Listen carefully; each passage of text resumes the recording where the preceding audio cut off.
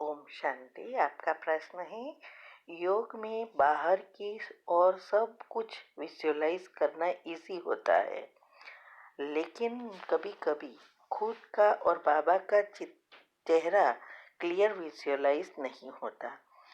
कितना कोशिश करो, खुद का चेहरा ही भूल जाती हूँ। मिरर में देखकर फिर रिमेम्बर करती हूँ, ऐसा क्यों होता है? उत्तर है, देखो, ये हर चीज हम घड़ी घड़ी देखते हैं। सभी व्यक्ति, वस्तु, चीजें जो भी है वो हम इस आंखों से देखते हैं और यूज करते हैं, लेकिन खुद का चेहरा कम देखते हैं। बाबा का भी अभी हमें नॉलेज मिला, आत्मा परमात्मा का भी अभी नॉलेज मिला। तो इस बातों को माना, इस चीजों को विजुअलाइज करना पहले पहले मुसीबत होता है, क्योंकि वैसे भी नेगेटिव लेयर्स भी बहुत बन गए होते हैं और गहराई में चले गए होते हैं। इसीलिए अभी आपको जो भी विजुअलाइज करना है, आत्मा, परमात्मा, बाबा का चेहरा, परम धाम, एनर्जी फ्लो, तो उसको आपको घड़ी घड़ी देखना पड़ेगा। तो टीवी पर, पीस ऑफ माइंड पर, व्हाट्सएप पर और जीआईएफ पिक्चर भी हमने भेजा था सभी चीज़ों का। तो ये सब घड़ी घड़ी उसको देखकर स्थूल में देखो और फिर उसी समय उसको तीसरा नेत्र से देखने का भी प्रयत्न करो। ऐसा बहुत बार करना पड़ेगा, और जितना आपके पॉजिटिविटी बढ़ेगी और ये करेंगे तो फिर इजी हो जाएगा। और ये भी प्रैक्टिस आप कर सकते हो एक ही जगह पर बैठकर। जैसे आप बैठे हो सोफा पे, फिर अपने आप को चलते हुए देखो। आप वहां से किचन में जा रहे हैं, किचन में से बेडरूम में जा रहे हैं, अपने फैमिली मेंबर को भी ऐसे चलते देखो। तो इससे आपके जो बुद्धि के ऊपर के लेयर क्लियर होता जाएगा। वैसे भी वो सब कुछ क्लियर नहीं दिखाई देगा, लेकिन हमें देखने का प्रयत्न करना है, तो धीरे धीरे हो जाएगा। ओके, ओम शांति। आपका प्रश्न है, सेंटर बनाने के लिए धन सेवा करने के बारे में ग्रुप में आया था। मैं इस काम में कैसे सहयोग दे सकूं? गवर्नमेंट सर्विस करती हूँ, 10 साल बाकी है। मैं थोड़ा थोड़ा करके देना चाहती हूँ, तो किस तरह से करना होगा? उत्तर है, हाँ, आपकी भावना बहुत अच्छी है, क्योंकि सेंटर बनाने की सेवा सबसे अच्छी सेवा है। कई सेंटर ऐसे हैं जहाँ सेंटर पर बहुत बाबा के बच्चे, इतने पैसे नहीं होते हैं, गरीब होते हैं, तो सेंटर छोटा होता है, पुराना होता है, तो अच्छी आत्माएं जो सहयोग दे सके, ऐसी आत्माएं नहीं आती। इसीलिए हमने ये ग्रुप खोला है कि इसमें सहयोग करे। तो ये सेंटर जो मैं कह रही हूँ, वो सेंटर में भी वो पैसा इकट्ठा कर रहे हैं, अभी बन रहा नहीं रहा है।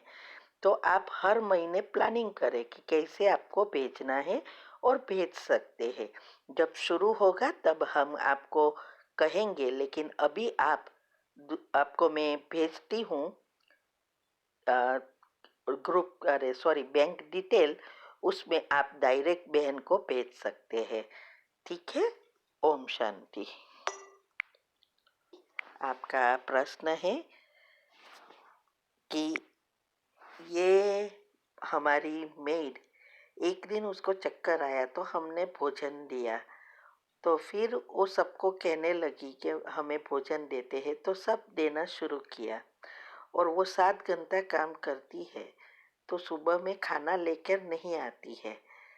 तो मैंने उसको पूछा, तो कहती है टाइम नहीं है। और उसके बच्चे बड़े बड़े फ़ोन रखते हैं, उनको पढ़ा रही है इंग्लिश मीडियम में, तो खाने को नहीं हो ऐसा नहीं हो सकता। ये तो आलस्य लगता है कि सुबह अपना खाना लेकर नहीं निकलती।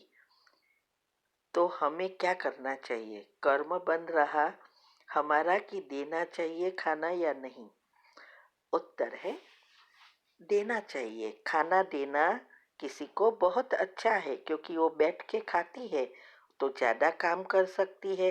ज़्यादा काम कर सकती है, दिल से उसकी दुआ मिलती है और उसके बच्चे को वो पढ़ा सकती है। शायद ऐसा भी हो, वो घर में खुद के लिए कर कसर करके वो उसके बच्चे को पढ़ाना चाहती है, तो वो तो बहुत अच्छा है ना। तो आप उसको खाना दे सकते हैं और बच्चे को वो पढ़ाए तो वो भी हम आपको दुआ मिलेगी। ओम शांति। आपका प्रश्न है, क्या संकल्प में ये खाना अच्छा है?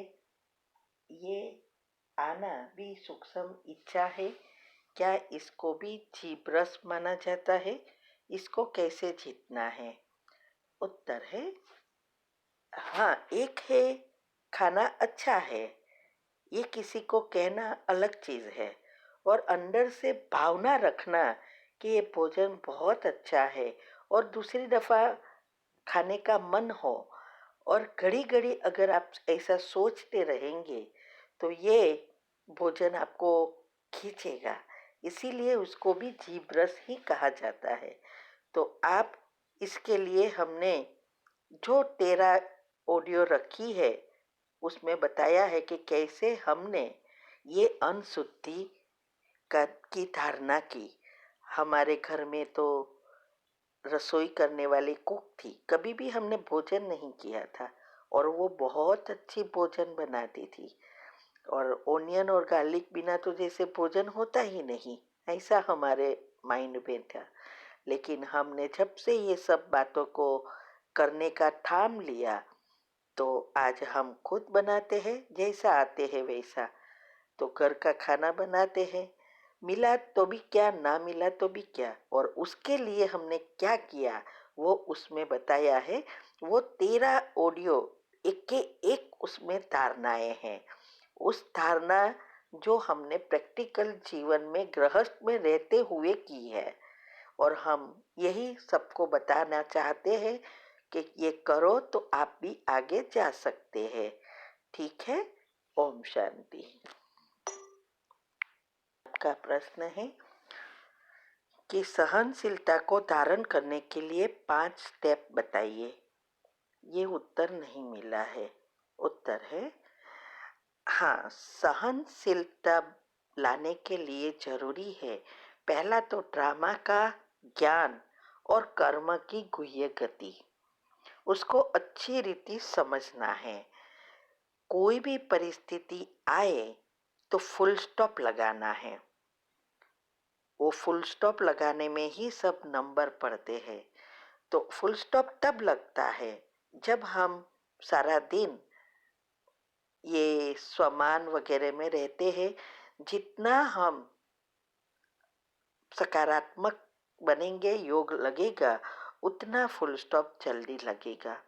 तो ये फुल स्टॉप लगाना है, और उसका परिस्थिति का और प्रॉब्लम का चिंतन न करके उसको पॉजिटिव में बदलना बहुत आवश्यक है।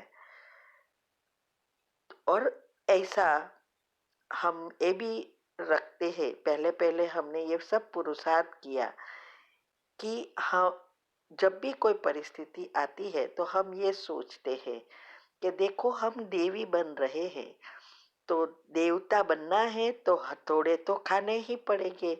अगर हथौड़े खाते खाते क्रैक लग गई तो पूजा के लायक नहीं बनते हैं, तो हम भी मूर्ति बन रहे हैं।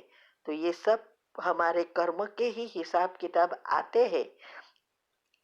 तो वो हमारे लिए जैसे हथौड़े लगा रहे हैं और हमें मूर्ति बना रहे हैं, ऐसा आप सोच सकते हैं। और कोई भी परिस्थिति में दूसरों को ब्लेम ना करके खुद को ब्लेम करो कि मेरा ही दोष है, उनका नहीं है।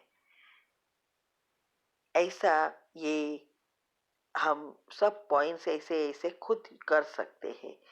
और बाबा के साथ बातें करना सारा दिन, अच्छी परिस्थिति आई तो भी बाबा से शेयर करें, बुरी परिस्थिति आई तो भी बाबा को कहो, बाबा ये गोला आ रहा है संभाल लेना, आज बहुत अच्छी खबर आई है ये है। दूसरों को सुनाने से पहले बाबा से सुनाओ। अभी ये सब बातें हमने योग की विधि में बताया है कि ये स्टेज कैसे आएगी। और 8 शक्ति है वो एक दूसरे से जुड़ी है। तो ये प्रैक्टिकल विधि अपनाएंगे तो ये नेचुरल सहनशीलता आ जाएगी। ठीक है। ओम शांति।